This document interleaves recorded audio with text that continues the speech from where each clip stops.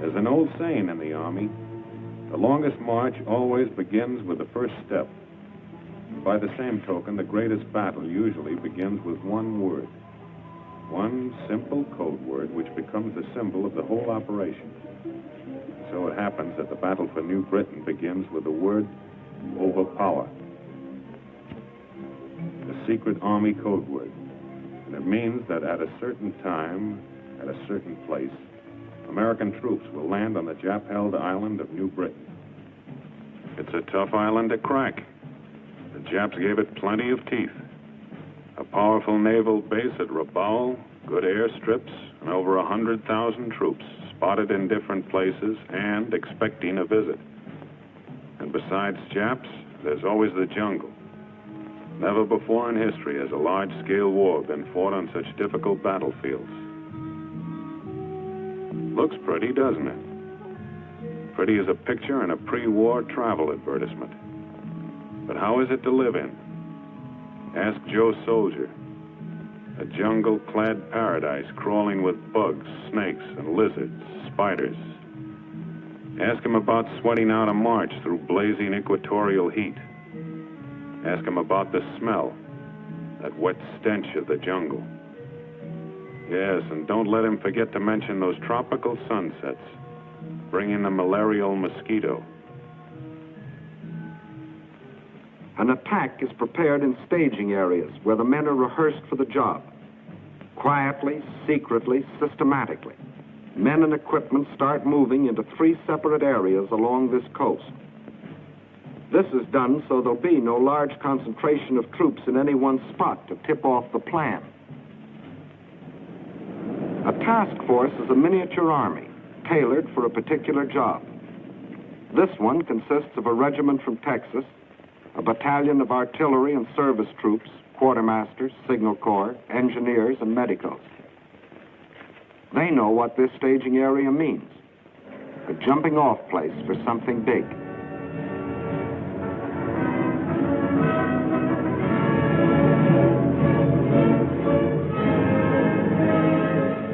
Out here, housekeeping starts from the ground up. You pick yourself a place and start chopping.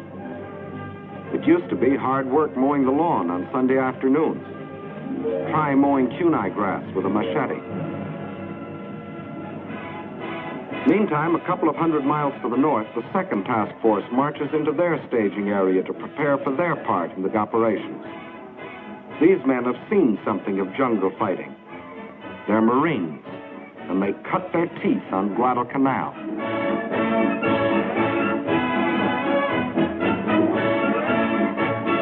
In the third staging area, it's more Marines, more guns, more shells, more thorns to press into the side of Tojo's Island of New Britain. And back of the men come the trucks, the half-tons, the jeeps, the bulldozers, a community on wheels, carrying the 1,001 needs of a task force.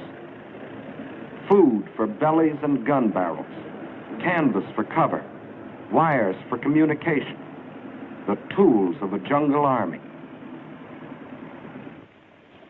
When the lot is cleared, you stretch out your house. Doesn't take long. Just fasten the ceiling, get under the center pole, and hoist. And leave plenty of slack on those ropes. The first rain will do the tightening. Nudging out elbow room in this wilderness and getting your stuff across swamps and streams is pretty rugged. But it's good practice for jungle warfare.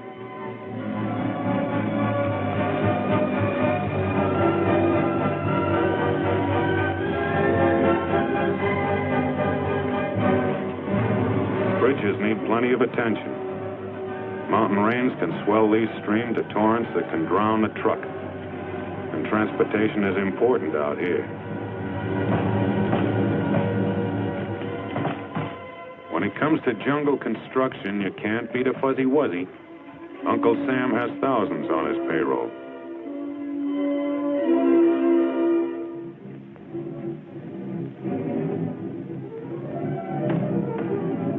The foreman checks everything. Thatched roofs keep keep out most of the rain, some of the heat, and none of the bugs. And don't think these builders don't know the value of money. Money will buy a pig, and a pig can be exchanged for a wife.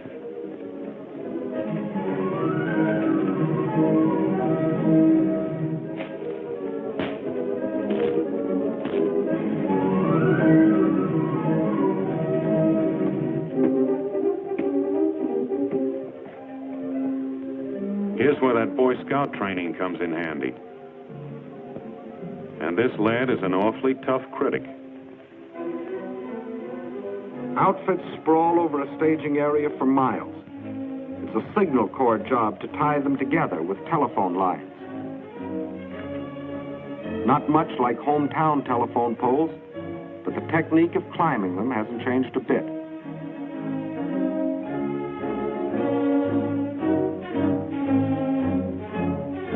The nerves run back to the brain. This switchboard at headquarters will handle 1,000 calls a day. Orders, reports, requests, instructions to field phones out where the jungle begins.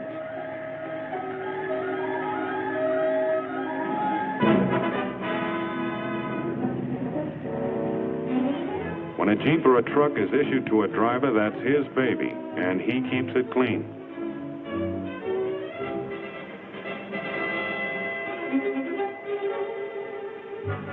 The old swimming hole, jungle style. It's the bath, shower, and laundry combined. First scrub your skin, then scrub the clothes you just took off.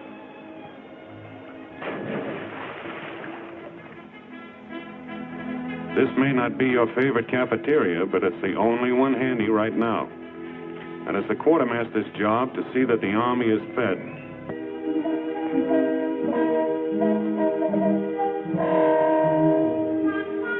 There's a mess of vitamins that'll pad your ribs, but don't get us wrong. We still like home cooking.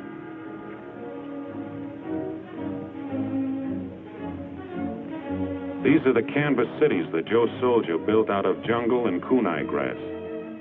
Like their forefathers, these troops have tamed a corner of wilderness into a temporary home. 5:45, and the day begins.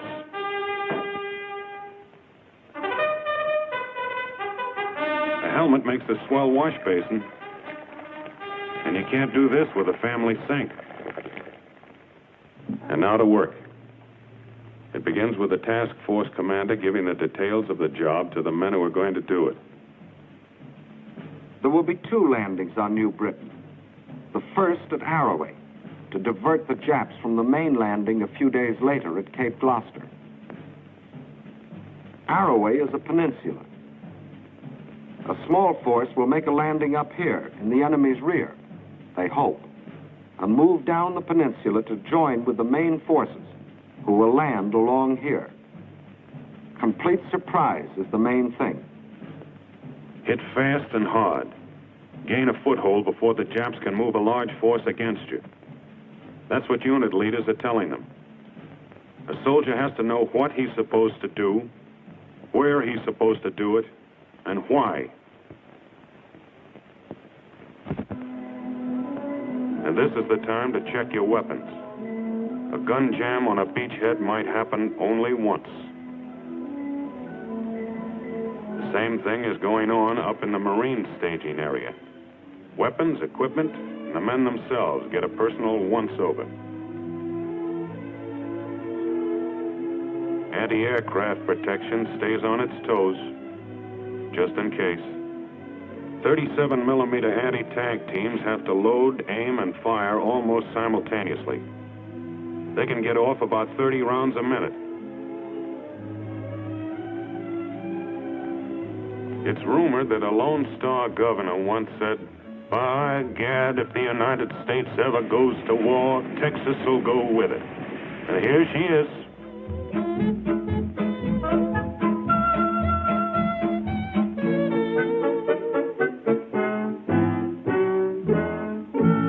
There'll be artillery, too, for knocking out Jap strong points. Sometimes it takes a flamethrower to burn out a pillbox. They work well in jungle warfare. That could be a NIP installation. Native fighters, or bongs as they're called, give our troops a few tips on the technique of jungle fighting.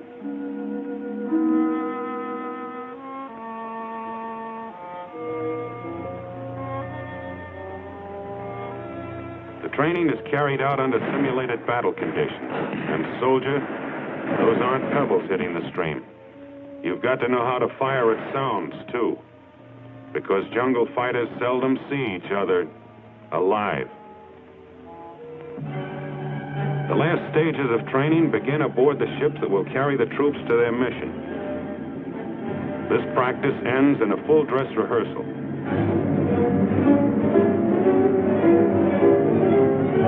Two detachments are going to make the landing in rubber boats. It takes a lot of practice to handle these. It's dangerous, plenty dangerous.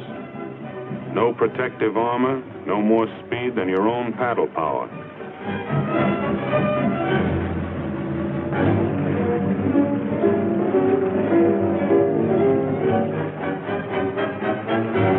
Regular types of landing craft may have trouble getting over the coral reef at Arroway, so buffaloes and alligators have been selected to bring the first wave of assault troops ashore. What's an alligator?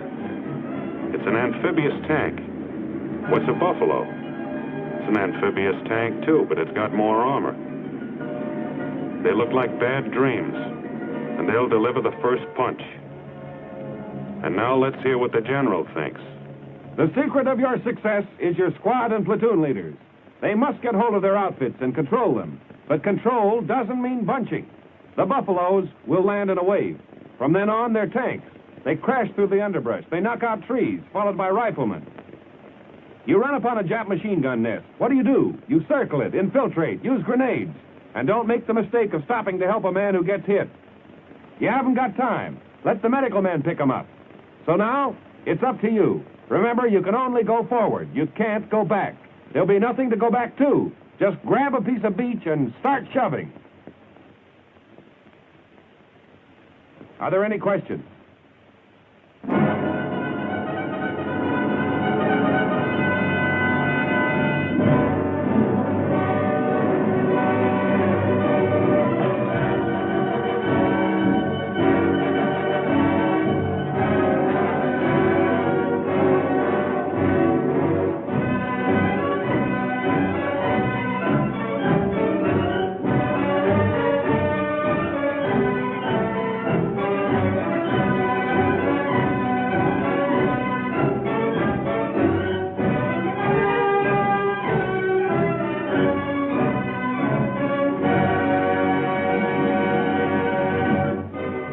Comes the parade of men and supplies, the loading, the checking, the counting, the packing.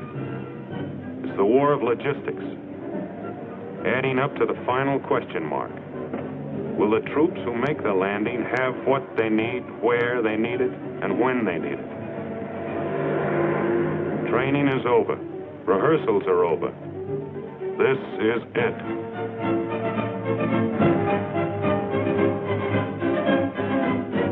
Remember, this is only one of 3 task forces, and it's going to make the landing at Arroway a few days ahead of the big staff at Gloucester.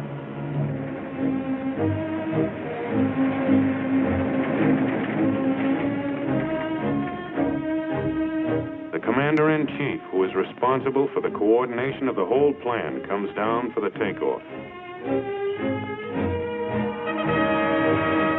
General MacArthur and General Kruger on the right, commanding the 6th Army, have a last-minute chat with the task force commander. And what they said is a military secret. The first assault waves are ready.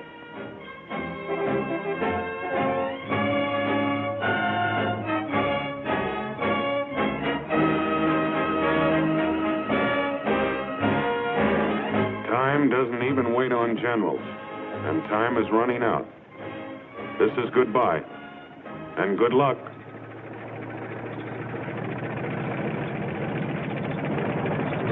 they go.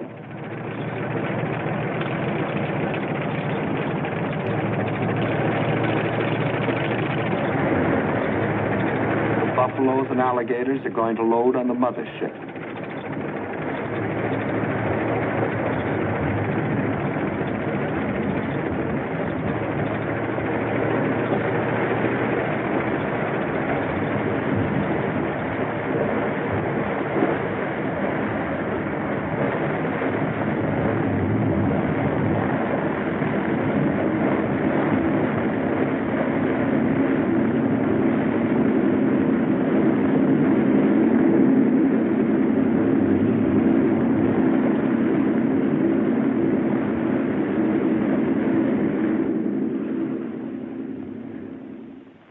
Meantime, the main force loads aboard its transport.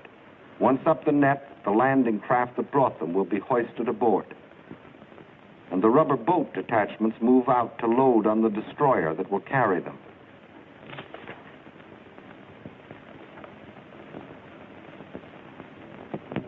The convoy is on its way to meet its naval escort. This is D-Day -1. The men know that means the day before invasion.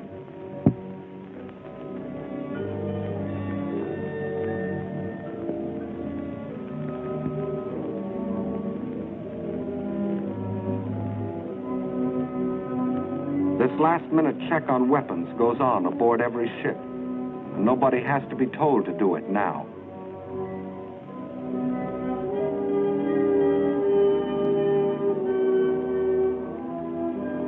Ammunition to fight malaria. It's the daily atabrine pill.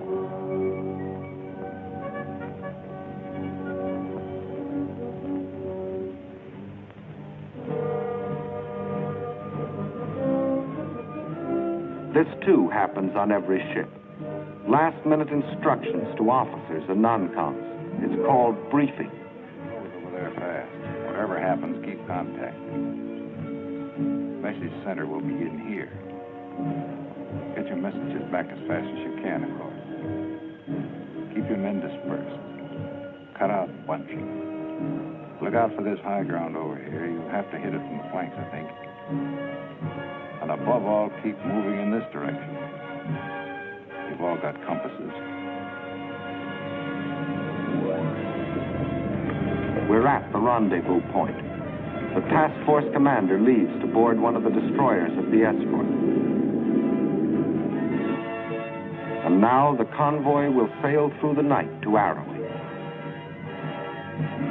Troop ships flanked by destroyers and led by minesweepers and sub-chasers. I hate to see that evening sun go down.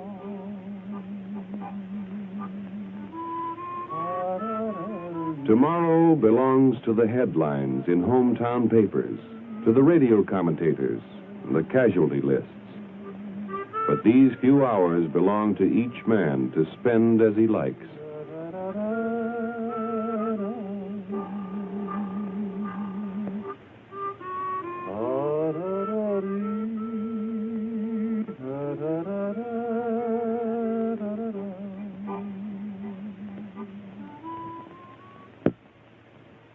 D-Day.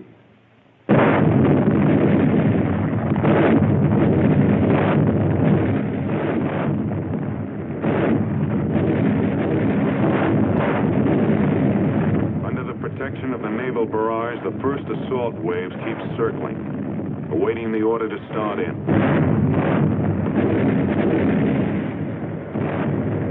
There they go.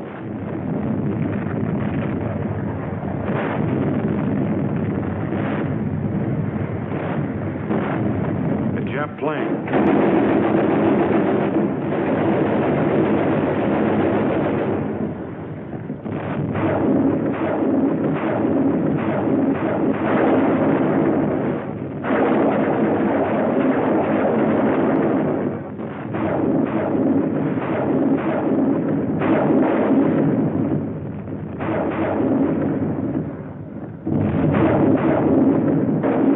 Rockets packed with high explosives explosives. Calling cards to clear the beaches of small arms fire.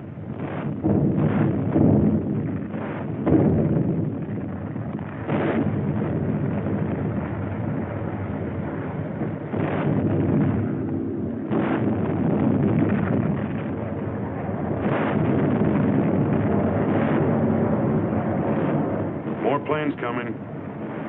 Ours, we hope. Yep. It's a sky full of angels, our own B-25s.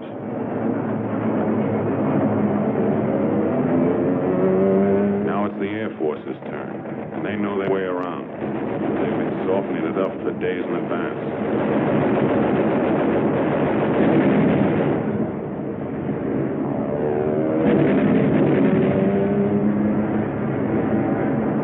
Propaganda leaflets to tell the Jap what's happening to him and why.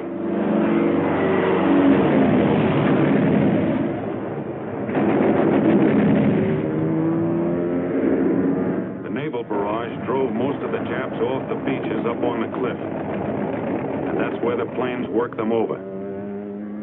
Strafing may not wipe out a ground force, but it keeps them ducking.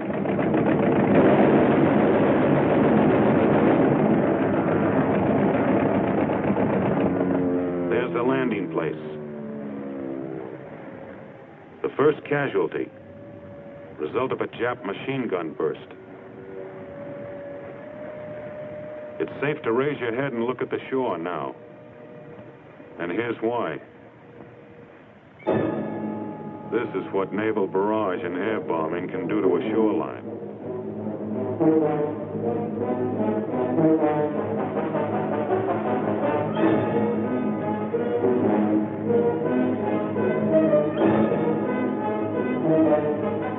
Remember, you can only go forward. You can't go back. There'll be nothing to go back to. Just grab a piece of beach and start shoving. Still a few snipers around.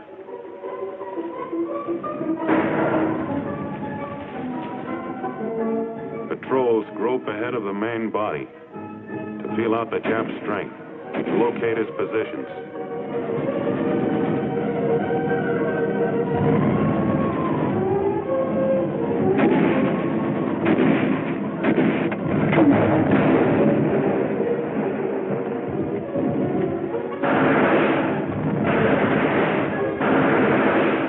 Troops keep advancing.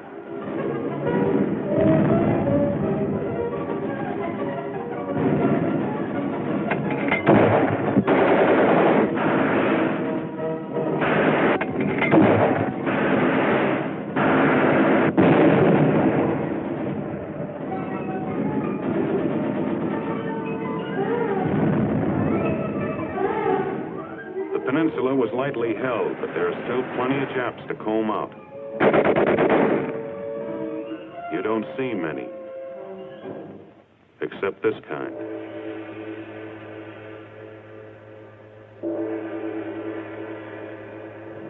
The objective is to push about 3 miles up the peninsula, then dig in and hang on. More and more troops are fed up to the rapidly advancing front by jeeps, alligators, buffaloes. The grab is over. Now to hold on. Counterattacks may strike anywhere, anytime. Better be ready. Beach gun emplacements for all-round security. That's an air raid warning truck under the camouflage. And every man digs a place to dive into when the Zeros come.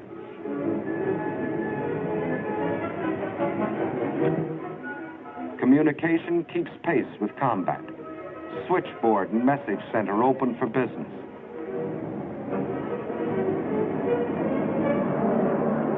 Supplies are needed faster than ships can bring them.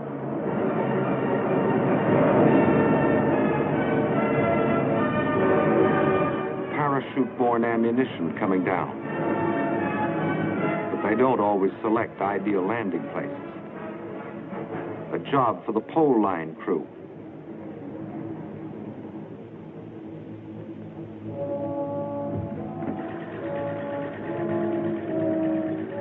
That dirty pool is being converted into drinking water by the Engineer Water Purification Unit.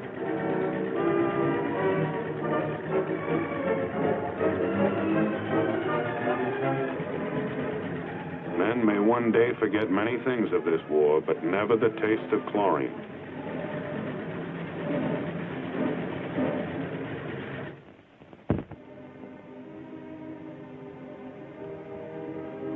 Casualties from the front get attention in the surgical tent.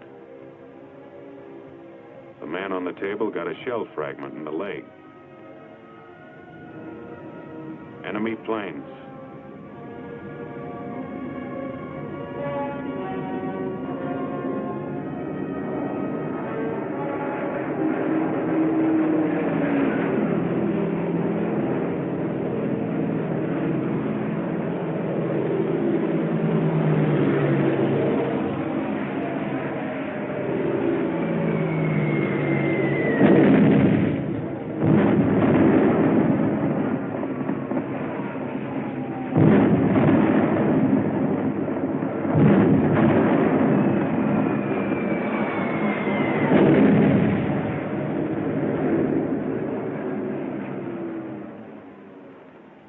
This is what's left of the surgical tent filled with wounded men after a direct hit.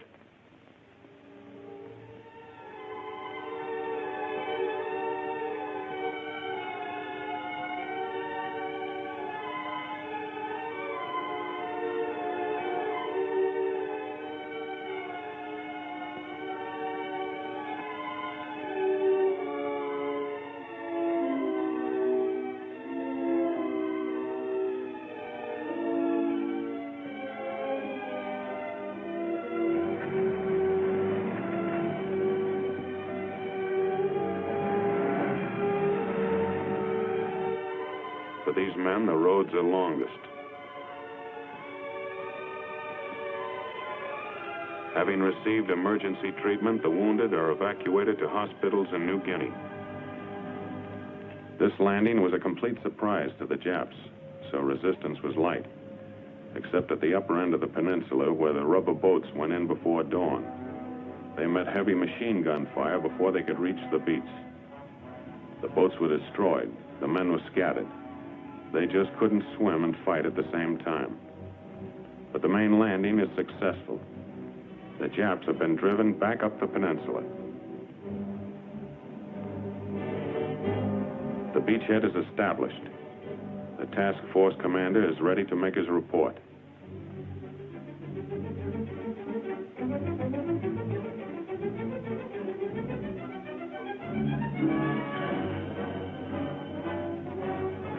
And now for the main event, the landings on Cape Gloucester. Arrowey was the feint with the left. Gloucester will be the right to the jaw. Here, here, and here. The forces will capture the airstrip and converge, setting up an American stronghold on the supply line to Rabaul. In the Marine staging areas, it is Christmas Day.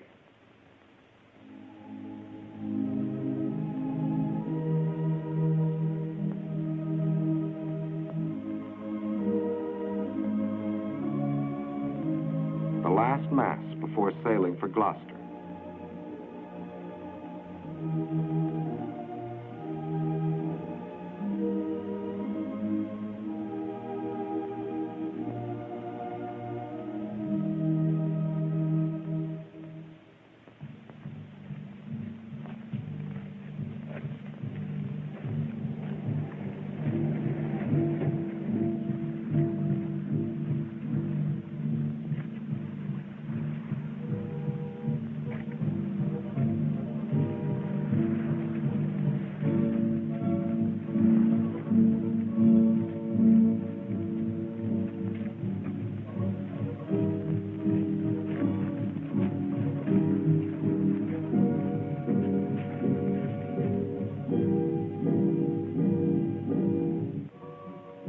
Masses of men to land upon 3 separate beaches in the vicinity of Cape Gloucester.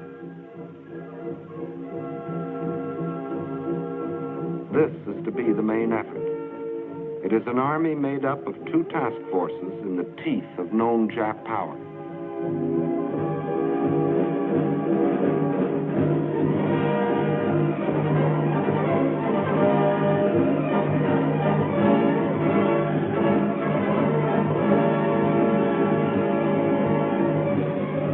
These 2 landings are the first stage in the neutralization and envelopment of Rabaul.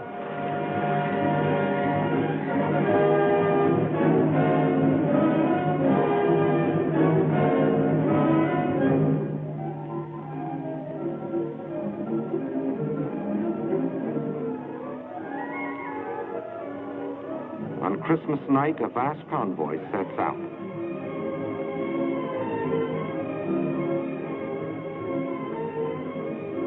Cape Gloucester, New Britain.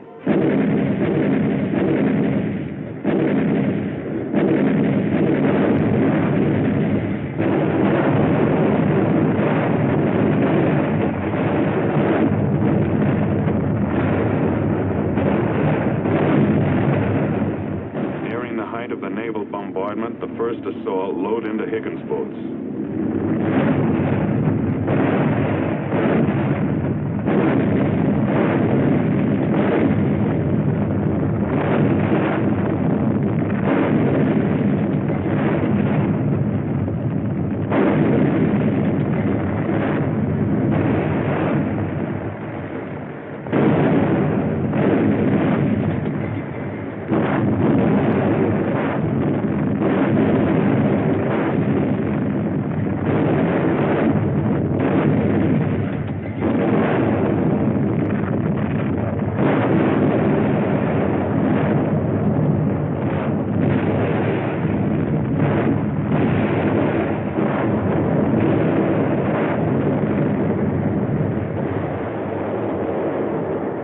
The umbrella of air protection arrives on time.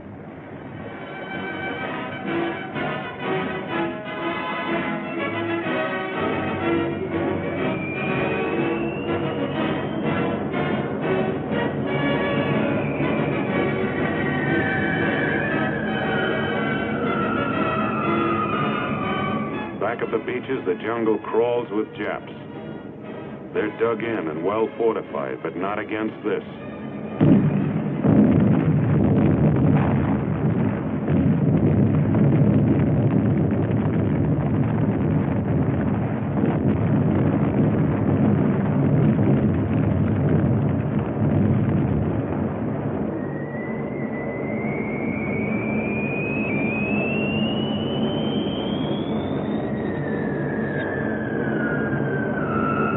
Bombardier once boasted he could hit a derby with a dime. Here's where accuracy really counts.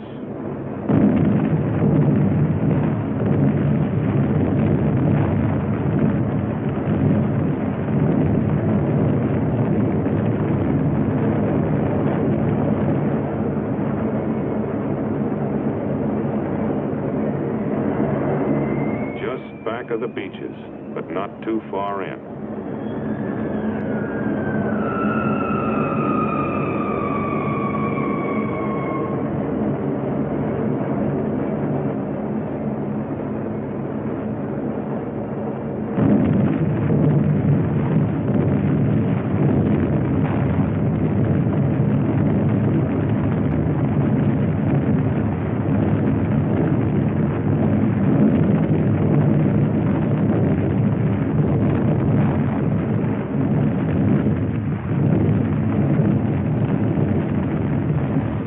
Boats keep moving in.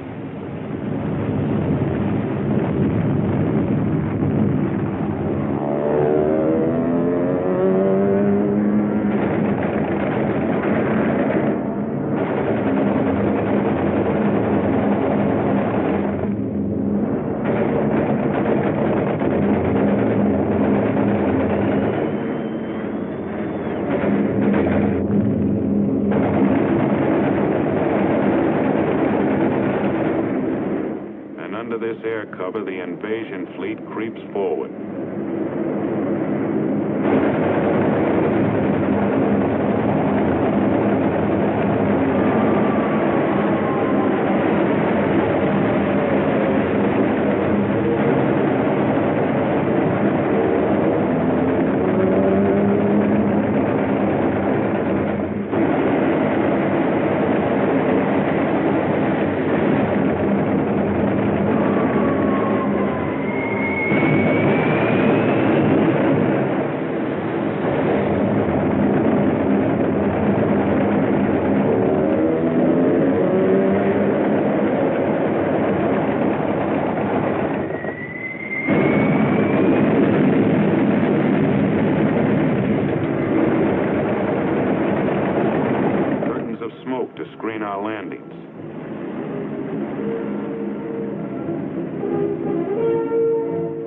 come the first waves in Higgins boats.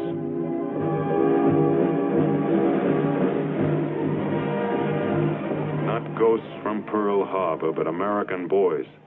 Tom, Dick, and Johnny. The boys who used to play baseball in the vacant lot on Saturday afternoons. The youngsters that drove jalopies and sang the popular songs. You may have wondered sometimes if they'd ever amount to anything. Well, here they are, giving everything they've got. This is jungle. These assault waves are like a hand stretched out in a dark room, feeling their way. If they are stopped here, the main force landing behind them is stopped too.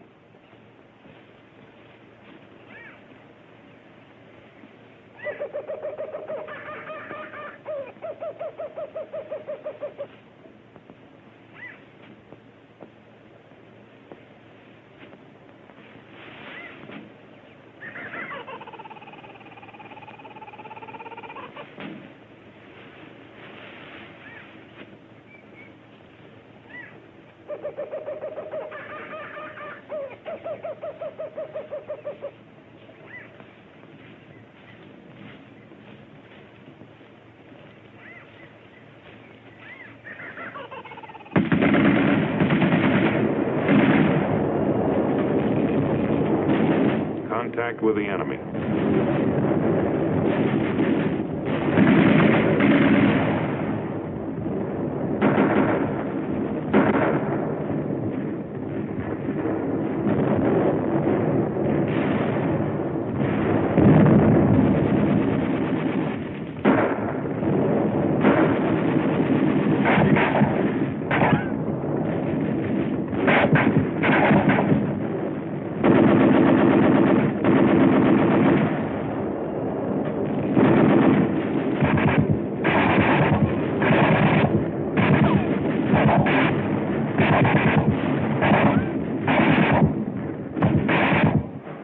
Come the landing craft infantry, called LCIs.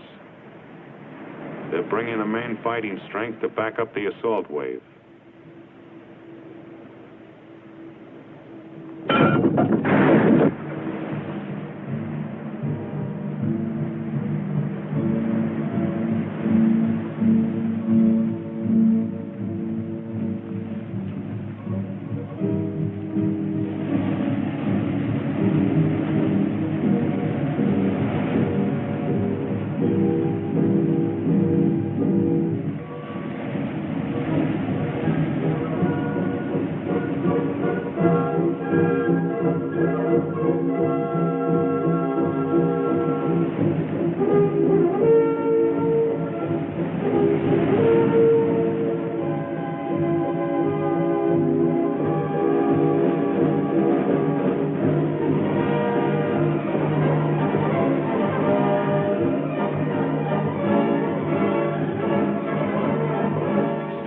Be carried in the hard way. The trucks come later.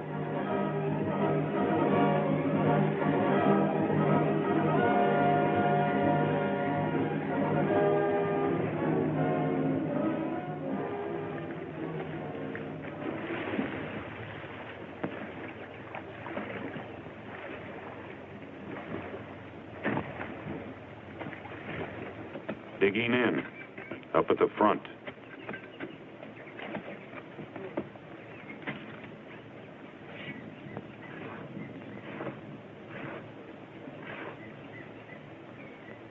Here's a highly trained specialist. Even a Jap sniper can't camouflage his scent. Fresh troops forward.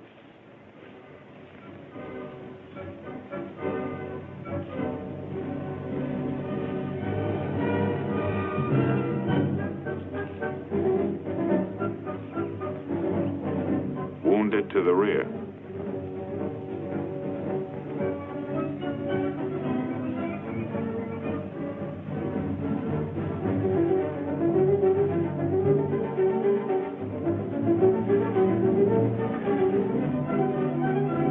Know what's around the next bush.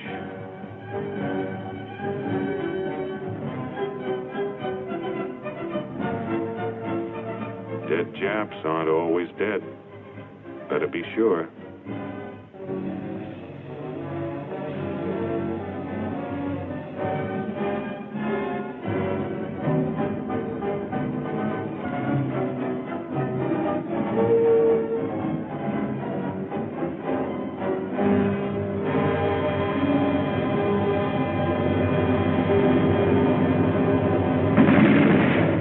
Enemy strong point.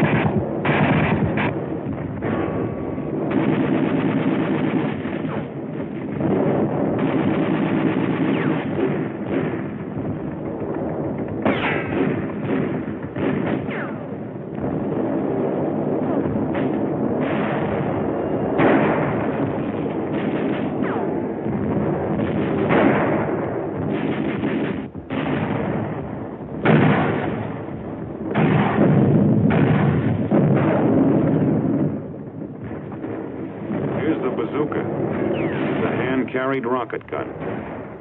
Firing it takes close teamwork.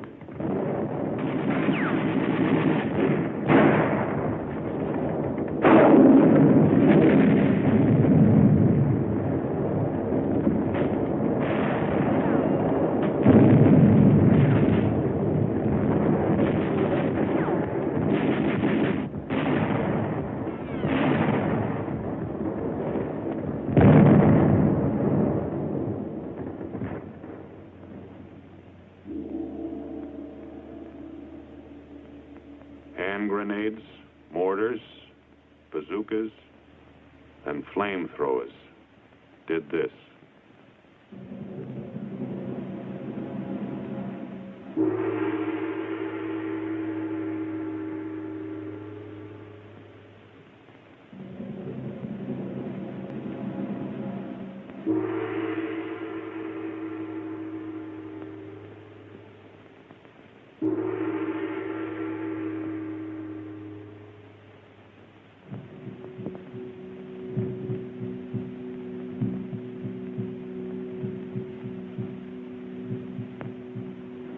After the LCIs have been emptied of men, the towering LSTs, landing ship tanks, move in, bringing everything for the establishment of a beachhead.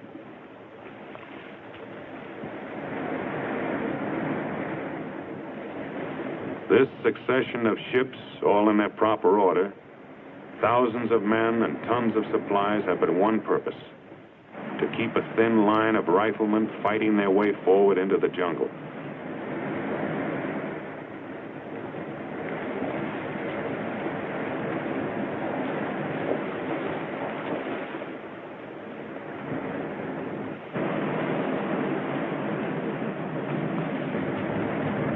Buffaloes and alligators.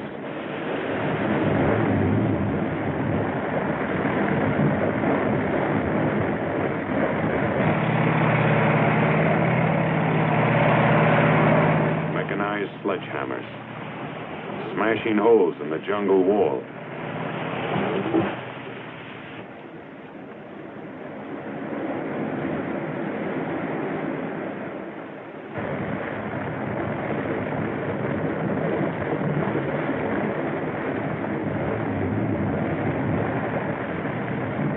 Bucket lines to pass the ammunition.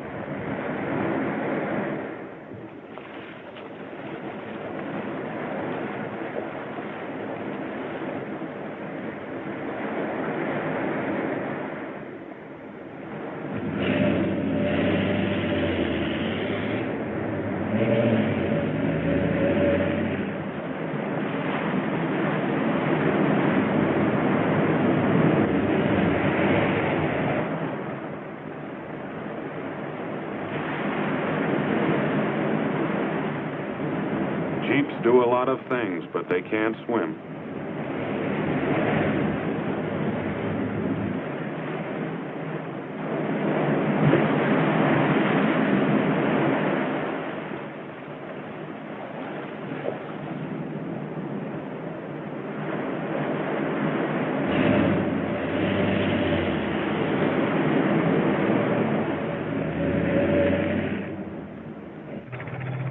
Medium tanks to crush pillboxes.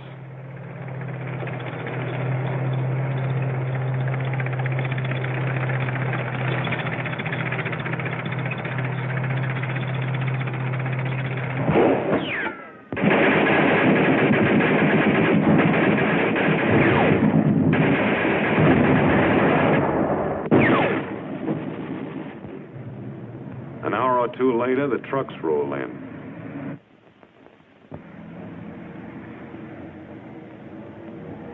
But they can't go everywhere. Ammunition is being spent fast.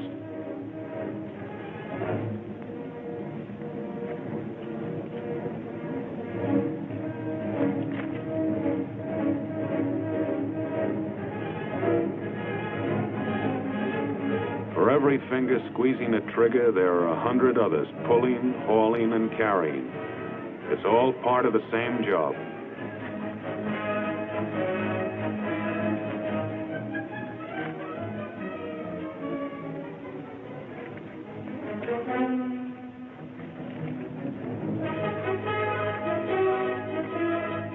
That's barbed wire they're carrying.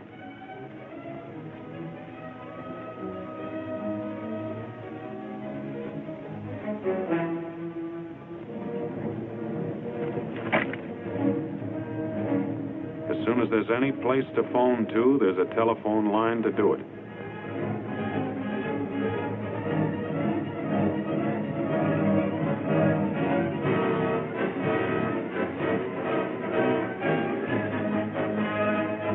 A final protective line against counterattack must be prepared.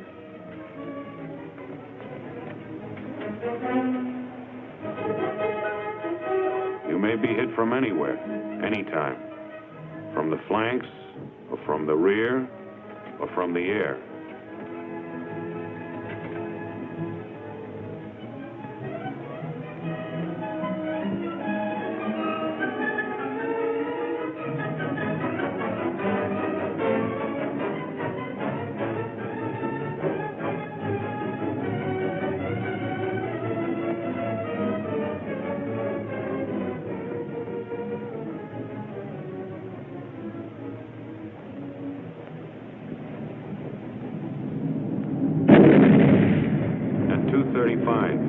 Enemy dive bombers.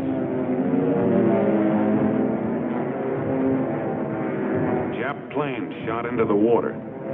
More than 60. Costing less than a dozen of our own. The Japs concentrated on the destroyer Bronson. That's the Bronson, standing on end, sinking fast.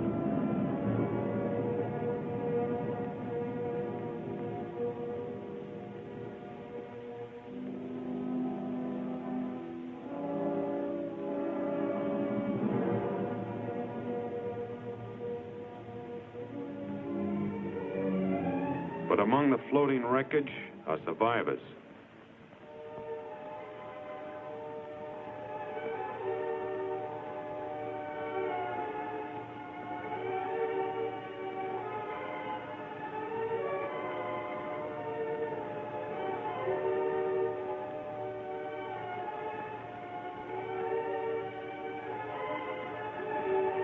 Exhausted, some dying, some dead.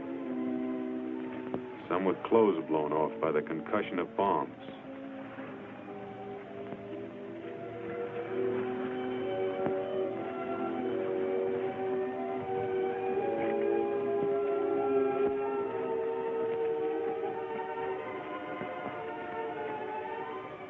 These are a part of 208 survivors who will remember the Bronson when they fight again.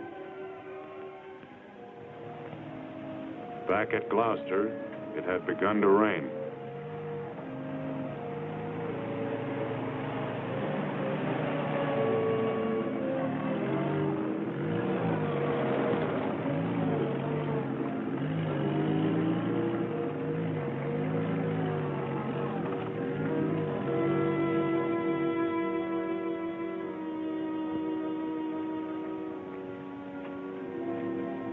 The folks back home are eating Christmas dinner about now. Out here, it's the day after. and just another day.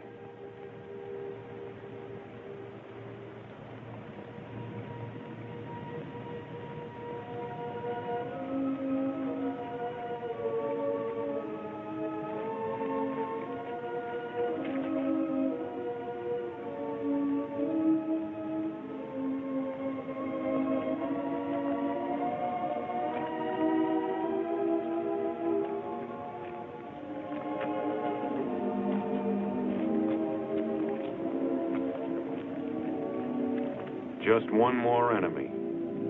Mud.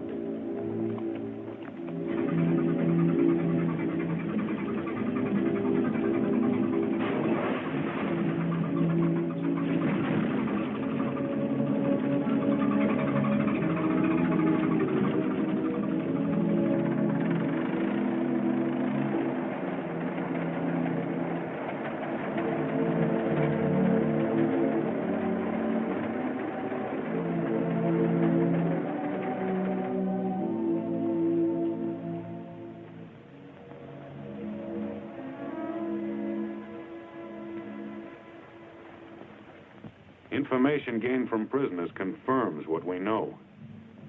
The advance is nearing its main objective.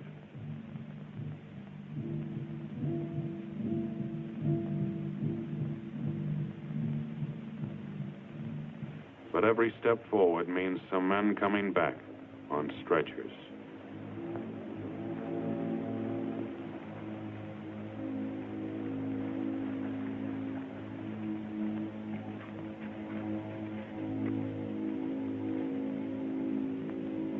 Sometimes it takes too long for the stretchers to arrive.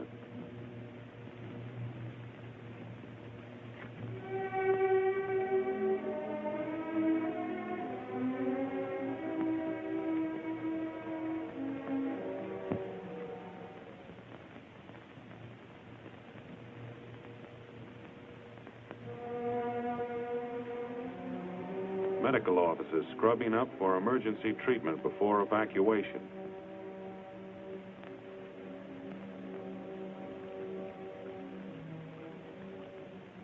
The country doctor, the city surgeon, working together 25 hours out of the 24.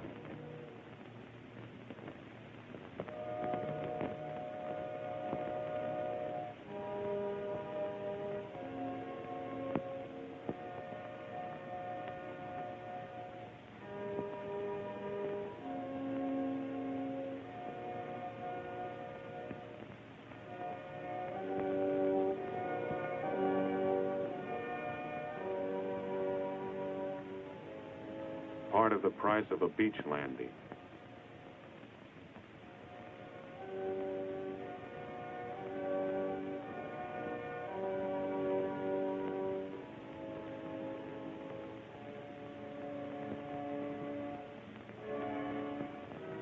Yes, it's a wounded Jap, receiving decent treatment and a cigarette.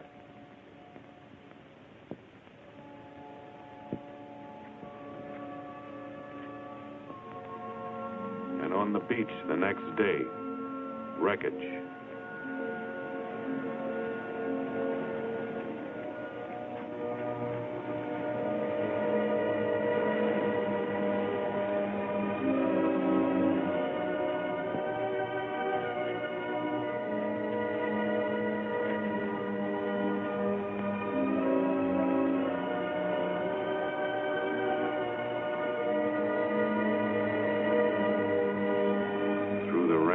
Darkness of enemy waters, they're going back to hospitals in rear area.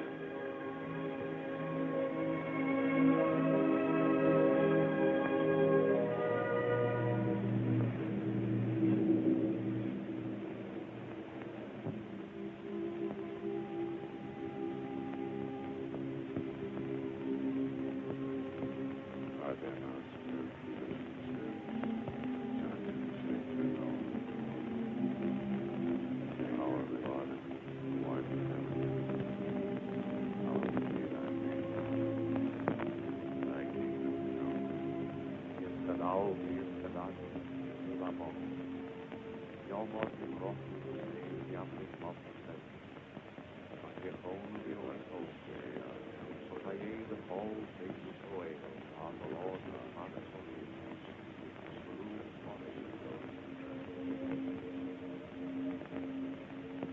Lead us not into temptation, but deliver us from evil.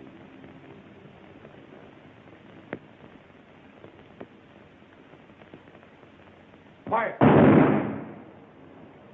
Fire! Fire!